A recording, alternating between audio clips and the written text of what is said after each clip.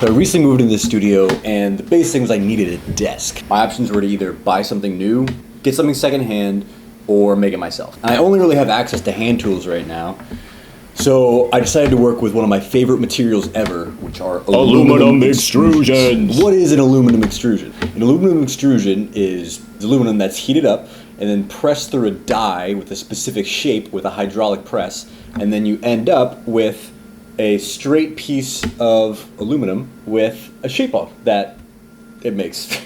Another way to think about aluminum extrusions is a tube of toothpaste. When we squeeze the toothpaste out of this circular hole or die, then it comes out as a cylinder, but we can also change the shape of this opening to be anything we want, such as this triangle. Then our toothpaste takes the shape of whatever die we use. In 1797, Joseph Bramah patented the extrusion process for making lead pipes, where instead of a hydraulic press, it was a manual press after the lead was heated. And at this point, aluminum was actually more valuable than gold because it hadn't yet been refined. Now, how can aluminum extrusions be used? I'm going to be talking about one specific type of aluminum extrusion, which is a T-slot. And it has these slots on all four sides, and things can be placed inside these rails and secured wherever you'd like along the rail. Because depending on the shape, the applications are endless for what it could really be used for. A lot of different shaped extrusions are used in a lot of automotive or aerospace applications. And what are these typically used for? So a lot of the time it's used for building frames for machinery to make them more lightweight, and they can also have things added on or taken away from them pretty easily. It's also used a lot in industrial shop furniture, mainly for its versatility and its ability to meet a lot of different needs when it comes to an industrial setting. Especially by having these slotted rails, you're able to place any of the fittings all along it instead of having pre-described pegs or holes where it can only go. Now, what do we put in these rails? A lot of things. The basis of how these work is these little tiny fittings go into the rail and just secured with a screw. And that's it. Nut, screw. And from there you can take all sorts of different fittings, like this 90-degree fitting here that I used on the desk, to be able to fasten two pieces of extrusions together. This is not just limited to 90 degrees. Anything you really need, you can put into these rails. Like for this desk, the reason I chose 80/20 is because now I can 3D print any sort of storage or add-ons that I might need that'll make life easier. But as I was building this desk, I was thinking, why is this primarily just for industrial use?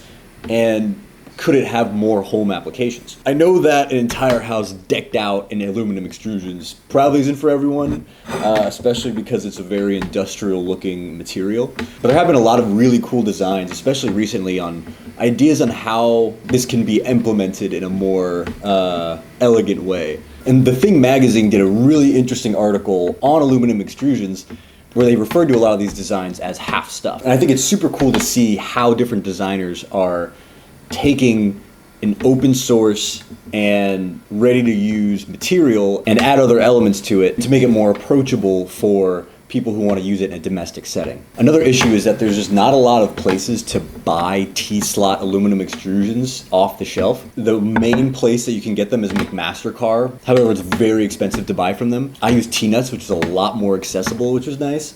But you still can't really go to Home Depot or Lowe's and just buy it off the shelf somewhere. So it would be cool to see a more mass market approach to aluminum extrusions. Another issue, I think, is that it's kind of hard to get started just because of the sheer mass of things that you can do and the amount of different fittings and items that you can attach to these things. And so the catalog is just very overwhelming, and I think it deters a lot of people from really diving into it, along with the price tag to it. And I just think it's interesting that, I don't know, in a lot of different tech sectors or building apps and things like that, the main goal, the number one goal, is to always reduce user friction. I think IKEA has done a really good job of this in terms of, they've done the good job at making something that's complicated pretty easy for the average person, or make the average person can put together stuff, even though a lot of time, like, there are missing pieces or it can be pretty difficult. I don't know. I think that putting together aluminum extrusion furniture has a similar barrier to entry in terms of knowledge. However, it's just that, like, next level up in terms of price. Like, currently in the American furniture market, you either have IKEA, which is just like, particle board,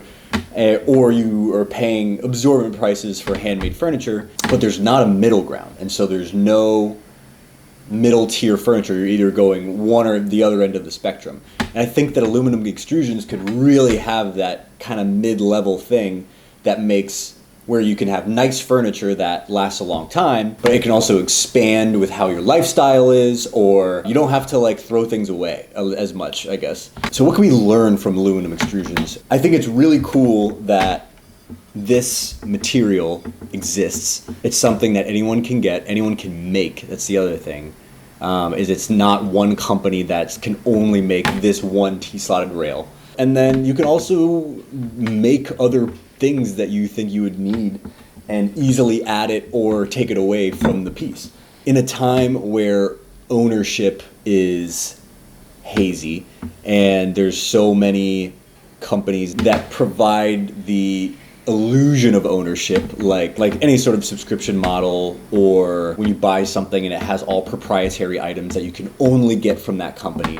It's the illusion of ownership because you're not able to repair or adjust the piece, or I don't know, you're not really able to do anything without their tools or their people's work. I think it's a great alternative to not only be able to like learn about how to build stuff. I think it's a great alternative into not being exploited by a company or being tied down by one specific brand to only their furniture. So for this desk, I've posted links to all the materials that I've used. So if you'd like to build it for yourself, feel free, go ahead, and please make any adjustments or edits and show me what they are. If you have any ways to make it better, I would love to know. And if there's any accessories that people make for 80/20 furniture, I would also love to see it. I think consumers can fight for ownership again and to really own their own things, because owning your things and being able to make adjustments and improvements, it only makes things better for everyone. But yeah, that's all for aluminum extrusions.